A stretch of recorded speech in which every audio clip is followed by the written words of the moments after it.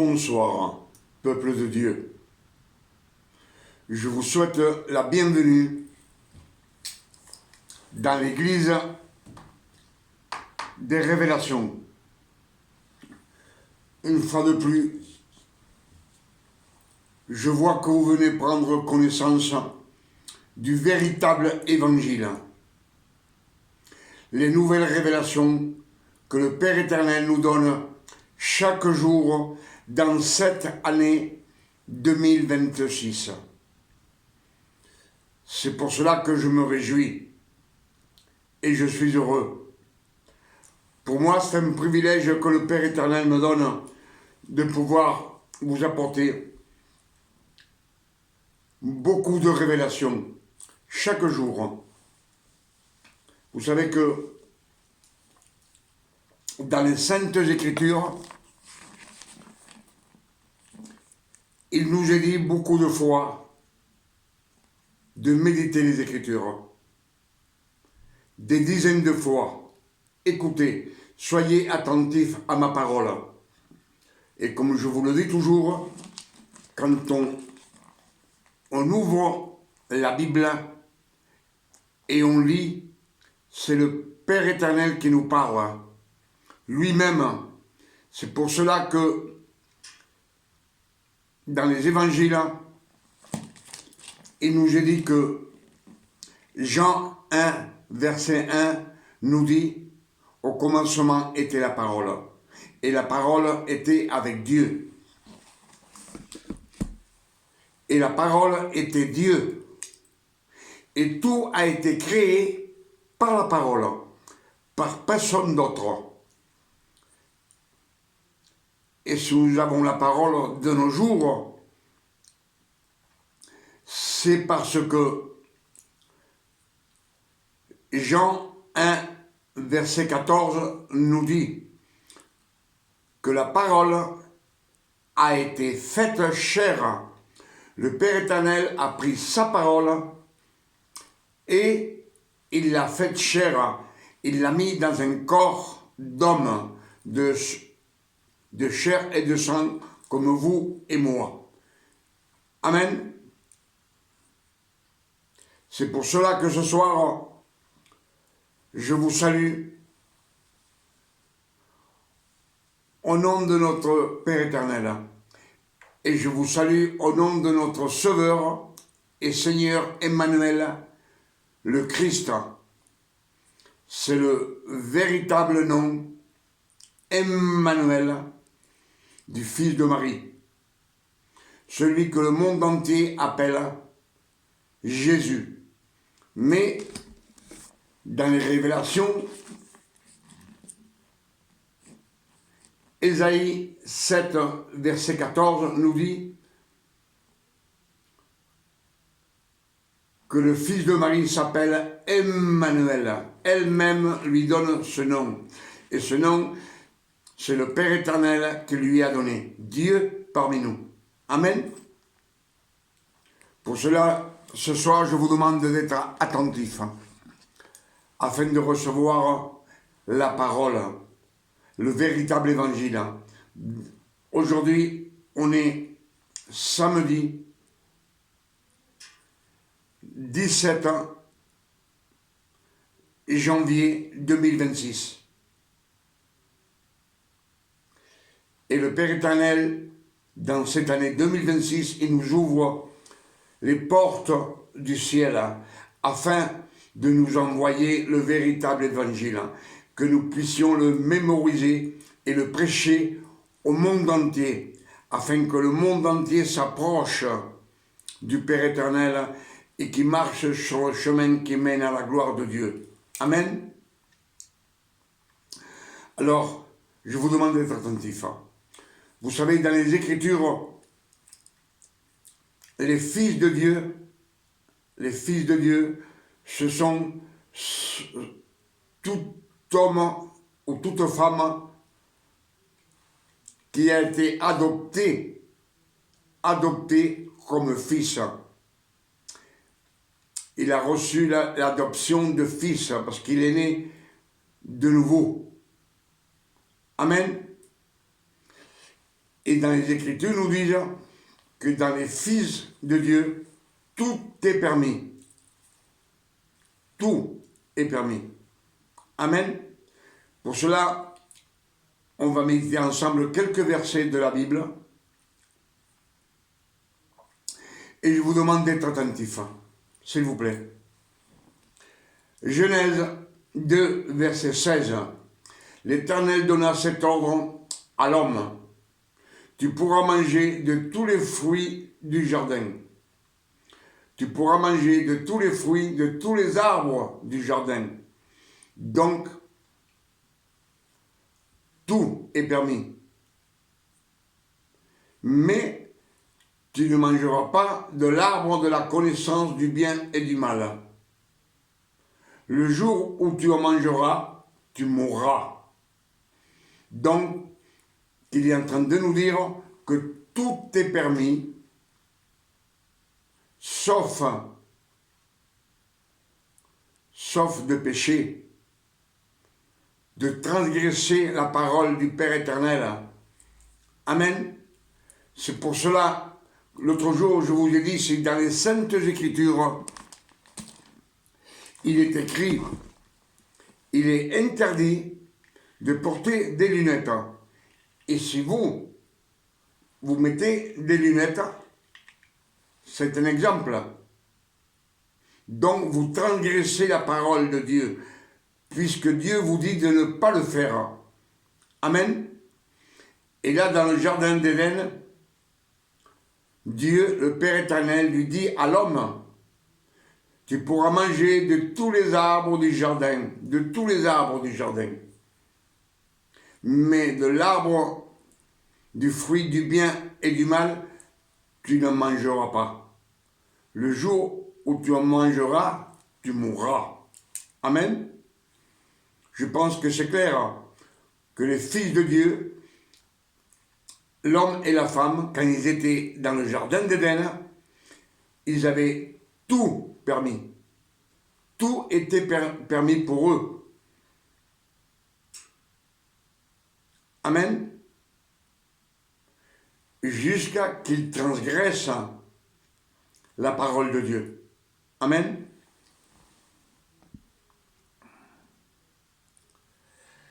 Jean 17, verset 15 nous dit,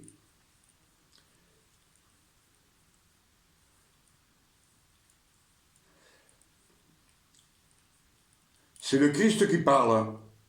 Père, je ne te prie pas pour les ôter du monde, mais que tu les préserves du mal. Amen. Jean 17, verset 15, c'est le Christ qui parle, qui prie au Père, et lui demande au Père éternel, il lui dit, Père, je ne te prie pas pour que tu les enlèves du monde. C'est-à-dire qu'il nous laisse dans le monde. Je ne te prie pas pour que tu les enlèves du monde, mais pour que tu les préserves du mal. Alors, ce n'est préserver du mal, c'est lui qui nous garde. C'est lui qui nous garde dans ses bras. Et rien ne peut nous atteindre. Amen. Je vais approcher un petit peu ça, parce que c'est un peu loin.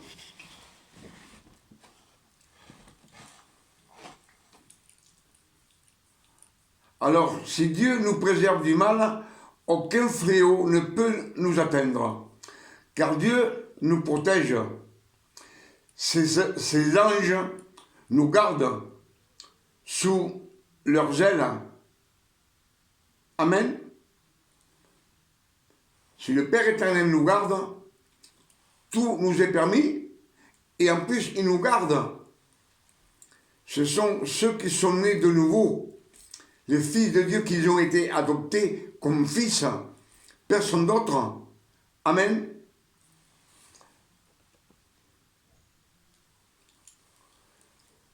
Alors, si Dieu nous garde, et on est protégé par ses anges, c'est dans les Écritures, Ses anges nous gardent sous ses ailes. C'est dans les Écritures. Dieu ne nous demande pas que nous sortions du monde, mais de sortir du mal, du péché, de la transgression, de sortir des ténèbres. Quand on vit dans les ténèbres, c'est parce qu'on ignore les saintes Écritures. C'est pour cela que dans la Bible, il nous est dit des dizaines de fois, méditez les Écritures, jour et nuit. Dans les Écritures, il nous est dit des dizaines de fois, méditez les Écritures, jour et nuit, afin que tout vous aille bien sur la terre. Amen.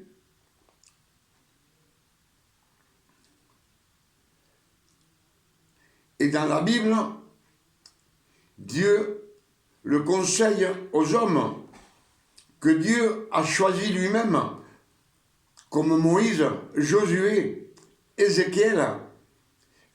Et dans les psaumes, il est écrit aussi de méditer les Écritures nuit et jour. Amen. Que le nom de Dieu soit béni et glorifié et sanctifié sur la terre comme au ciel. On voit bien que, à ce que nous disent les Écritures, que tout nous est permis. Tout est permis.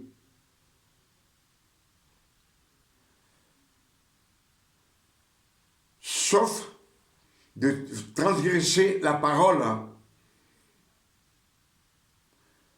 de transgresser le commandement de Dieu. Amen. C'est pour cela que le Père éternel nous dit des dizaines et des dizaines de fois, écoutez ma parole, soyez attentifs à ma parole. Si vous êtes attentifs à ma parole, nous disent les Écritures, je serai votre Dieu et vous serez mon peuple. C'est ce que nous disent les Écritures. Et comme dans le jardin d'Éden, l'homme et la femme, Adam et Ève, ils étaient sous la protection du Père éternel. Aucun fléau ne pouvait les atteindre. Et ils faisaient ce qu'ils voulaient. Ils pouvaient manger de tous les fruits de tous les arbres, à part le fruit de la connaissance du bien et du mal. Pourquoi? Parce que le fruit de la connaissance du bien et du mal, c'est le libre arbitre. Et Adam et Ève, dans le jardin d'Éden, ils n'avaient pas le libre arbitre.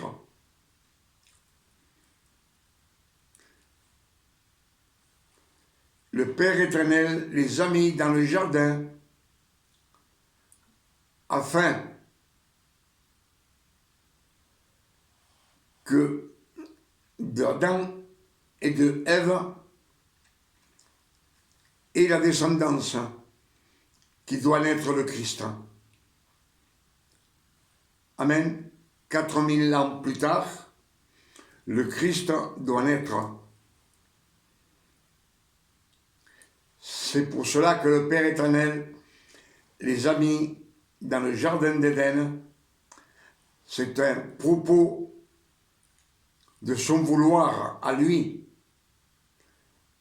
Mais souvenez-vous d'une chose, Dieu, le Père éternel, est omniscient. Donc il savait qu'ils allaient pécher.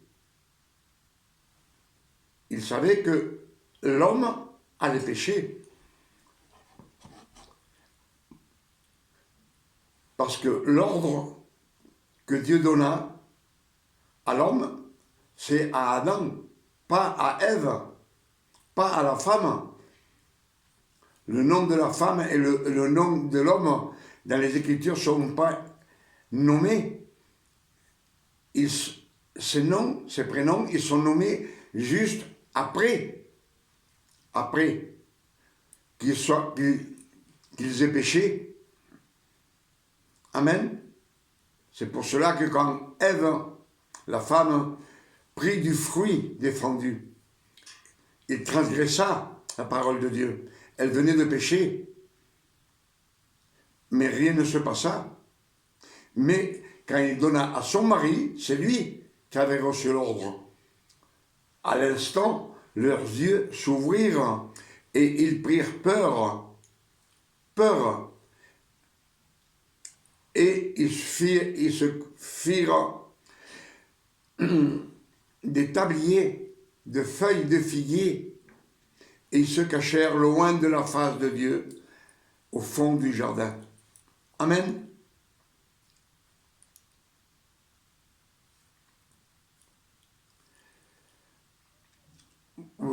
On voit bien que le Père éternel ce soir nous a donné beaucoup de révélations.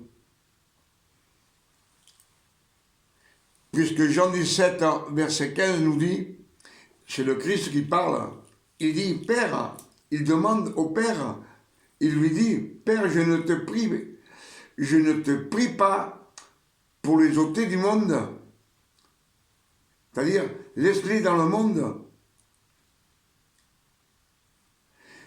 Mais que tu les préserves du mal, que tu les préserves. S'il nous préserve, c'est qu'il nous garde. Et s'il nous garde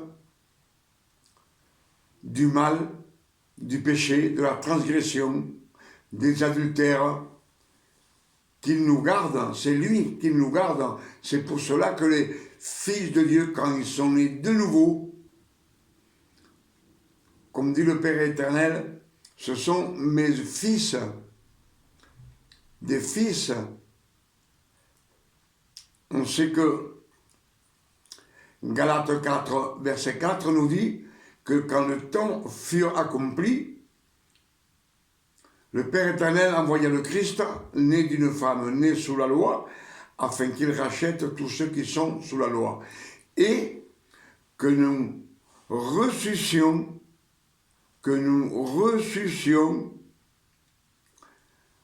l'adoption de fils. Amen.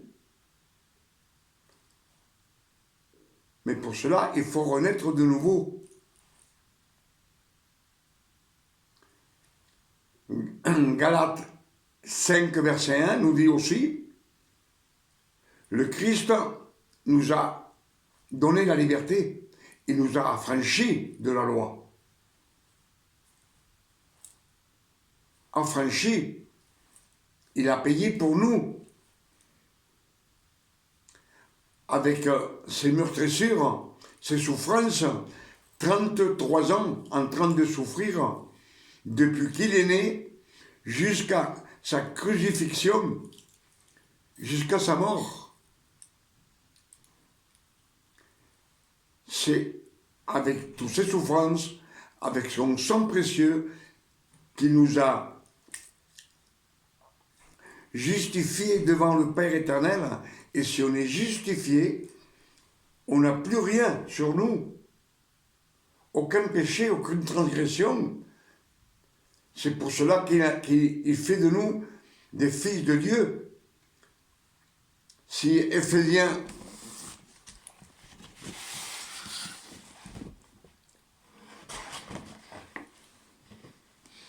pour cela nous dit Colossiens 3, verset,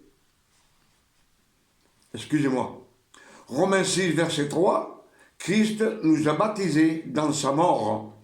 Dans sa mort, pas dans le Jourdain, avec Jean le Baptiste, dans sa mort, il nous a baptisés. Éphésiens 2, verset 6 nous dit, Dieu nous a ressuscités ensemble avec le Christ. On était morts par nos offenses. Et Dieu le Père éternel nous a ressuscités avec le Christ. Il nous a assis ensemble, assis dans les cieux célestes, avec le Christ. Amen. C'est pour cela que nous sommes ses fils. Et quand je parle du baptême de Jean le Baptiste dans le Jourdain, Éphésiens 4, verset 5 nous dit, un seul Dieu, une seule foi, un seul baptême, un seul, c'est celui de l'eau de la parole.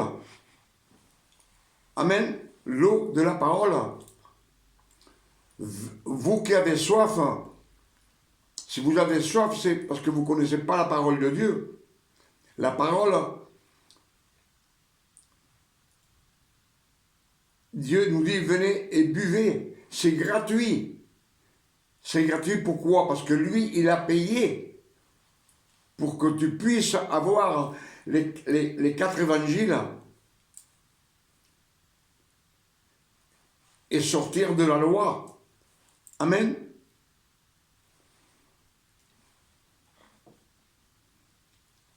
C'est ce que nous disent les Écritures. 1 Timothée 4, verset 16 nous dit « Veille sur toi et sur ton enseignance.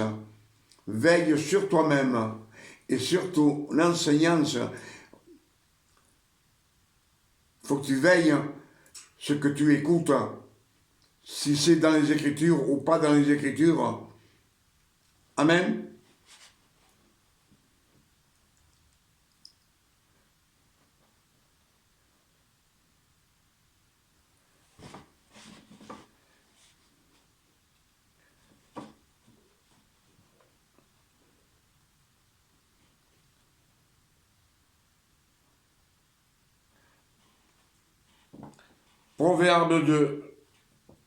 Proverbe 3, verset 2 nous dit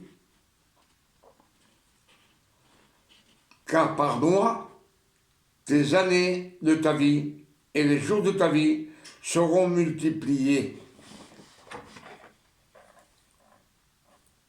Par quoi? Par la parole. Quand on marche sur le chemin qui mène à la gloire de Dieu. Amen.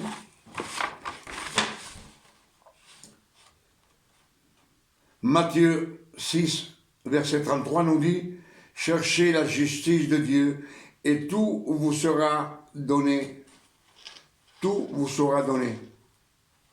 Cherchez la justice. La justice, c'est la vérité. La justice, c'est la vérité de Dieu. C'est pour cela que quand le Christ dit « en vérité, je vous le dis », en vérité, il y a 2 vérités. C'est la vérité du Père et la vérité qui dit le Christ.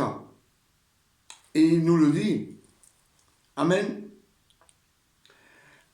Avec toutes ces révélations que le Père éternel nous a données ce soir, dans cette année 2025,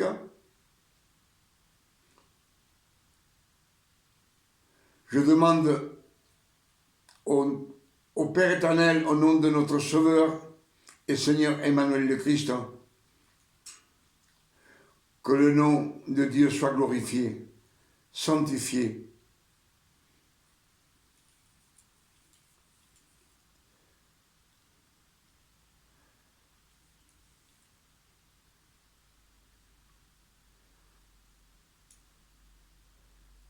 Sur la terre comme au ciel.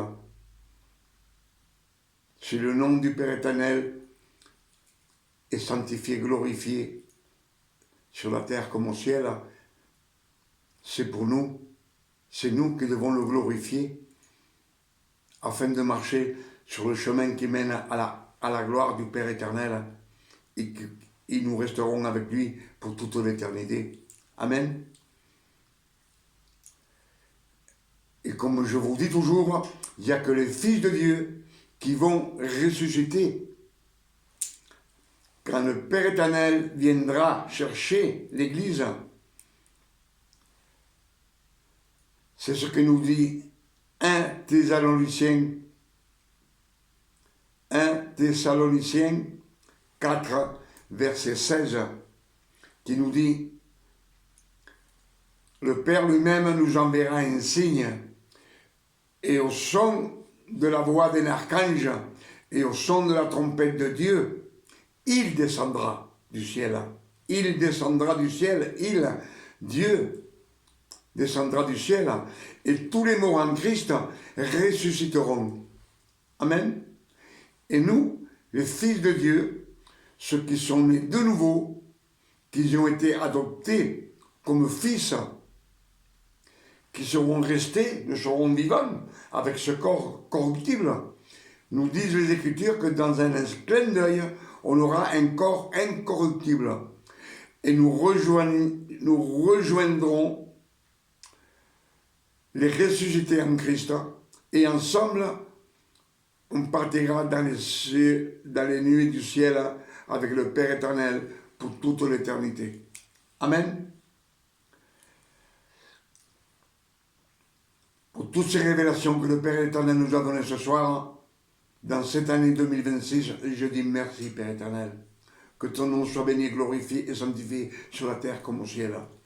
Et je demande aussi au Père éternel, au nom de notre Sauveur Emmanuel le Christ, que ces révélations puissent vous éclairer à vous aussi et marcher sur le chemin qui mène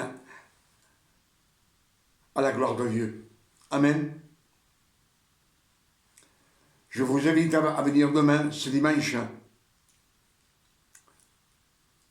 On sera le 18 janvier 2026. Et je vous invite à venir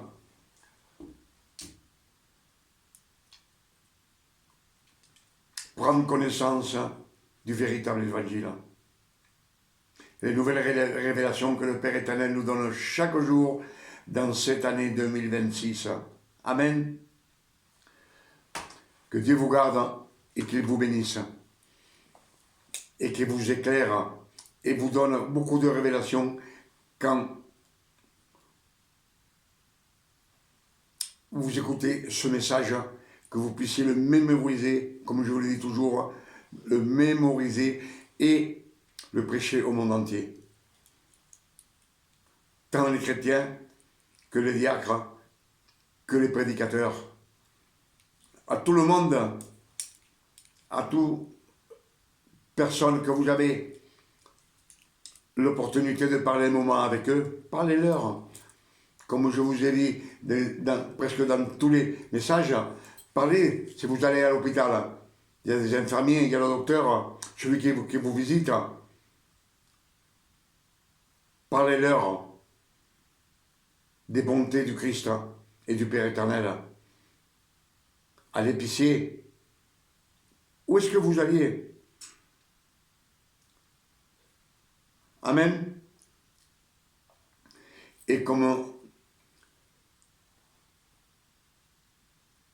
Dieu, le Père éternel, nous dit, le Christ dit au Père éternel, je ne te prie pas pour que tu les enlèves du monde. On est dans le monde. Mais il prie afin qu'il nous préserve d'être méchants, de faire des transgressions, de pécher. Amen. Ceux qui sont dans les ténèbres, c'est parce qu'ils ne connaissent pas la parole de Dieu. Pour cela, ils sont dans les ténèbres. Si n'importe qui est dans les ténèbres, vous le prenez, vous l'amenez à l'école biblique et il étudie la Bible pendant 1 an ou 2 ans ou 3 ans, il va arriver un temps où il va, si lui, il aime le Seigneur, comme les 12 apôtres, pendant 3 ans, ils ont été à l'école avec le Christ pour prendre connaissance. Amen. Que Dieu vous garde et vous bénisse. À la prochaine. Amen.